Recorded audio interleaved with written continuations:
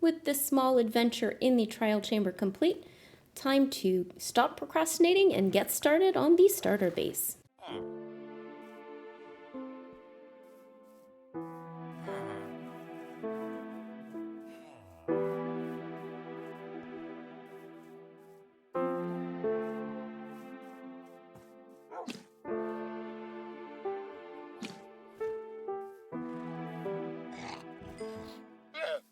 After having visited Cakes and Cookies and Solitary Pudding to see what they were up to at their base, it was time to stop procrastinating and get started on the starter base.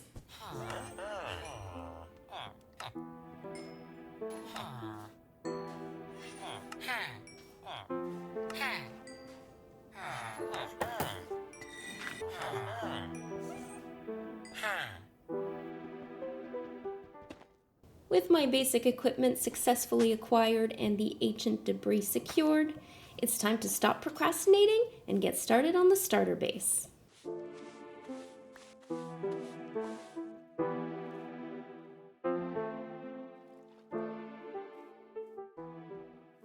After this nice little adventure to find some sniffer eggs, during which I also happened to find some pandas that I brought home with me, it's time to stop procrastinating and get started on the starter base.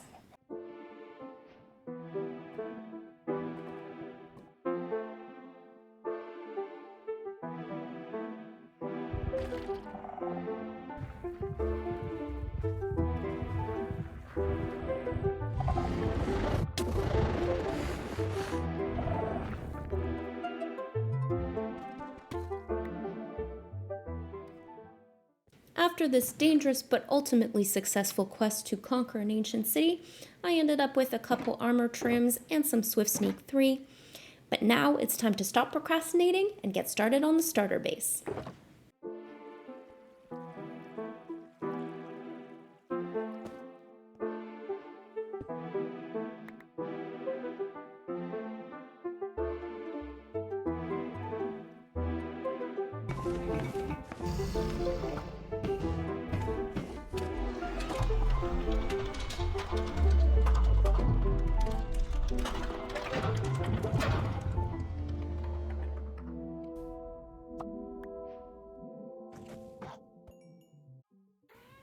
After a successful trip to the end so that I could unsteal some gold as well as unsteal some shulker boxes, it was time to stop procrastinating and get started on the starter base.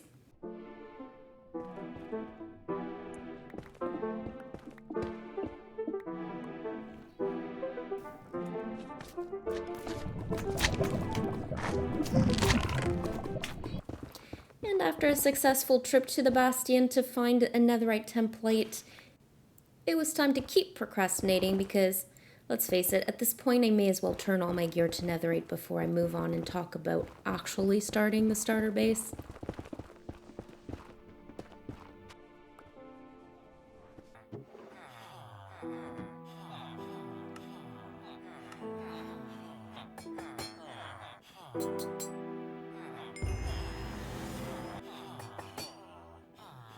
And there we go, the completed outfit and the end of all the little procrastinating things I had on my to-do list. Of course, you may have guessed this wasn't necessarily in chronological order, and I actually am standing in partially constructed starter base, but let me take you back to the beginning and let's talk about constructing this thing. Okay, so looking around here, it should be fairly obvious what kind of problem I've been dealing with, which is ghasts. And I think that's kind of a normal pain point too, except you're just going to have to live with if you're building in the Nether. And for my part, I haven't been too bothered by what the gas is broken, so you can see all these pits and stuff here. These are all things the gas is broken, but I really haven't lost anything important. So it hasn't been too much of a pain, but I'm about to start building my proper builds now. And, well, for convenience, I don't want to have to be always rebuilding my builds, but I accept that that's maybe something I'll have to do. But more importantly, I would rather people not have to worry about coming to visit me or visiting the Nether in general, that they're going to spawn gas and destroy all my things. So I think I'm going to start just by doing some effort to go around and try to gas proof the area a bit. And by gas proof, I mean gas spawn proof the area a little bit, which of course is a little bit more difficult than with other mobs because ghasts will spawn at any light level. But what I was looking for was a utility similar to the MiniHUD utility, which I can turn on. So this is a MiniHUD lighting utility that just highlights blocks that are dark enough to spawn mobs on. So I wanted something like that that was going to highlight blocks where ghasts were spawnable. And, you know, the main rule for ghast spawning is they need like a 5x5x4 high space to spawn in. So I looked around for a similar sort of util that would just highlight the blocks where ghast can spawn so I can take care of things. But I didn't really find anything like that that I was looking for. So ultimately I did decide to just make a quick and dirty mod myself that, you know, it's not perfect, but let me show you. It will highlight sort of those volumes where ghast can spawn around me. So I'll be able to use that to just run around and place blocks to ghast spawn. So you can see anything that has that space required for ghasts will be highlighted like this. And then if I place a slab or something, the area around it will disappear to say, okay, ghast can no longer spawn here.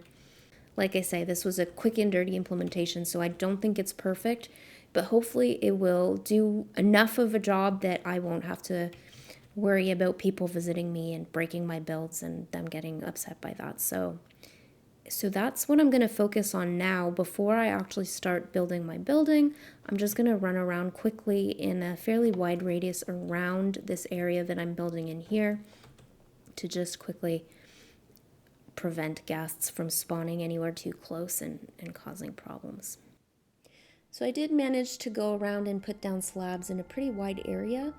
Obviously it doesn't look very good right now, and the intention is not to keep it this way, but for now it's doing what I need it to do, and I was able to come in and start building my starter base. As you might suspect, I worked out part of this build in a creative world before I brought it onto the server. Not the full build, but at least the block palettes and the basic shapes I wanted to go for with this, because the concept I'm going with is a little bit tricky, and you know, in a lot of ways even I'm not sure where I'm going with it, so I did want to have a little bit more freedom to play around with it. So the sort of story I'm going with as my inspiration for these builds is that something happened in the overworld hundreds of years ago. Not too sure what, but something really scary and dangerous, like an apocalypse or maybe a dragon invasion. But something that made the overworld so dangerous that it was actually safer to escape into the Nether and try to build a society here. So what we're going to see in the Nether is that they found these ancient ruins, ancient cities, think Nether Fortress, but very much larger scale and more varied types of buildings. And at first they were just desperate to survive, so they inhabited these ruins, fixing them up just enough that they were safe enough to live in. But over time, and this would have been over hundreds, maybe thousands of years, they would have become established and started to bring in the technologies that they had from the overworld, where they would have been a more advanced technological society. So you're going to get this mashup of styles that became the new aesthetic, something very patchwork, but where you're seeing like these mixes of ancient rune-like structures with more colorful blocks, light blocks, a lot of glass. That's the basic idea that I'm keeping in mind as I'm building these structures down here. Another thing I thought about but doesn't really affect what I'm building down here is that at this moment in time, the overworld would actually be safe again.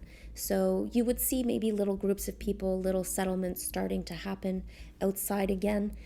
But out here in the Nether, it's so established that even though it's maybe a little dystopian, definitely not all sunshine and rainbows, the people that live in the society are more or less content to stay in it. Okay, so at this stage, I'm getting to be pretty done with what I had planned for this video.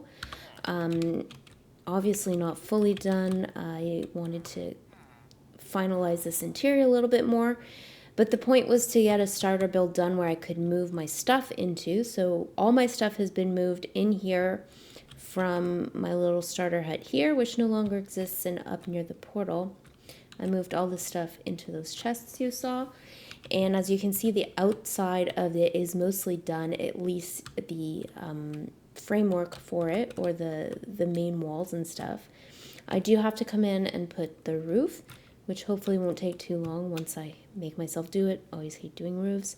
And I started detailing it the outside a little bit with those trapdoors, but there's a little bit more I want to do to call it finished. But we're basically done with what I had planned to do here, so I am going to finish up those last details on the outside, on the inside, and I had originally planned on doing the outside landscaping a little bit to remove all these slabs and lanterns and stuff like that. Not lanterns, torches. Before I finish the video, but I'm still debating between a couple concepts I came up with, and it's been like stressing me out, like trying to pick one in a hurry to get the video finished. And I realized I don't have to do that. I can just leave that for the next iteration and just concentrate on finishing this build and then calling it a day. But I probably will try to at least clean it up a little bit because it looks kind of diseased with all the slabs and torch spam. Another thing to note is that when I started this idea, I had really wanted to build strictly out of materials that were obtainable in the Nether. So not necessarily like had to originate in the Nether. These woods here would have counted in what I'm saying because you can bring the saplings to the Nether and then you can grow them, obviously, as you can see the spruce over there, and farm those blocks in the Nether. But in contrast to that, you can't do that with stuff like stone or cobblestone because the generators to create stone and cobblestone require water. So there is no way to obtain stone in the Nether, as far as I know. So my original idea was like, don't use any of those blocks. Not the stone, not the deep slate. Just stick with blocks that you can get in the Nether. And I was having a really, really hard time getting a concept I was happy with. Even trying to incorporate the woods and white woods and pale moss and all these things.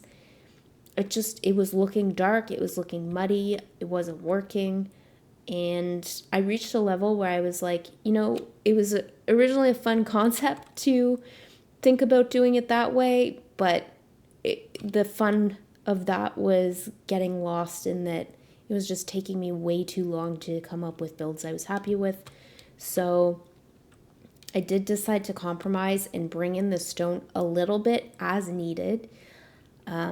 It's, not fully out keeping with my concept because you would imagine that they would probably have a small mining operation to bring small amounts of stone and deep slate into the Nether for whatever they needed. So I did decide to allow myself to use some of those blocks, but in keeping with my idea that mainly I wanted to build in a way that was blocks farmable in the Nether that they would have generated after having escaped here. I did at least try to keep in mind that, yes, I can use them, but let's use them sparingly. So you can see this, what we're looking at in the front of the build is really the total of those blocks in this particular build that I used. Really just a smattering of them, and the majority of the blocks used and what will complete this section that's missing. So really blocks all that come from the Nether or that you can generate in the Nether, including the woods that are in here, which you can make in the Nether if you need to. And even stuff like moss, right? That's totally fair game. You can make moss in the Nether. It's more hard work than it is in the overworld, but you can make moss, so moss is totally fair game. but something like stone or even the copper here, there's a limited supply available, so try to use it sparingly. Yeah, so that's where I'm at. I'm gonna finish this build up so that I can wrap up the video and start on the next project. And it will most likely be a landscaping project to landscape this little bit of island where my next build is gonna go, as well as building a proper portal where my little temporary ugly iron farm is sitting. That's gonna get torn down in the next episode, and we're gonna start building the proper sort of network of roads, as well as the island where the portal is going to sit, right in the spot where that iron farm is. So that's the plan. And at some point while I was building, my sister did come visit the base, and she did notice the froglights. So I took her to see my super duper fancy froglight farm here with a single frog, and that's a little bit embarrassing. So last thing I'm going to do before I wrap up this video is make a little bit more of an official farm. Nothing too fancy, but at least froglights will be covered. And here's the replacement farm, which, as you can tell, it's not all that big, not all that complicated to construct. But let me just go ahead and climb this tower so that I can talk about how this works while mobs continue to spawn in here. Okay, so now that I'm up at my AFK spot, let me just jump down here in Freecam to show you what's going on. So froglight farms, pretty simple concept. To get froglights, you need two things. You need frogs, you need magma cubes. Specifically these little ones that are small enough for the frogs to eat and turn into froglights. So next question is, how are you going to generate the magma cubes that you need for this farm? Two reliable ways to do that. The first is to find the type of bastion that has a magma cube spawner. So you can use that as your magma cube spawning mechanism. Or if you're not opposed to building on the nether roof, you can come to the nether roof and find a basalt delta. And what the basalt delta is going to do for us is, in a basalt delta, you're only going to get two types of mob spawning: magma cubes and ghasts. So of course, in this farm, what we've done is we've controlled it so that ghasts cannot spawn anywhere. And I have this spawning platform here, which is 3 high. So that's going to allow magma cubes to spawn.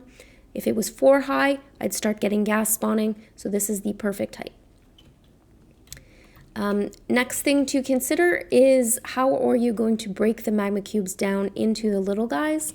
And the way I'm doing it in this farm is with powdered snow. So on this layer, I've got this initial ring that is helping to break down the bigger guys a little bit, starting to damage them a little bit. But ultimately what's happening on this platform is the magma cubes are being drawn towards the iron golem, which they want to jump towards to attack.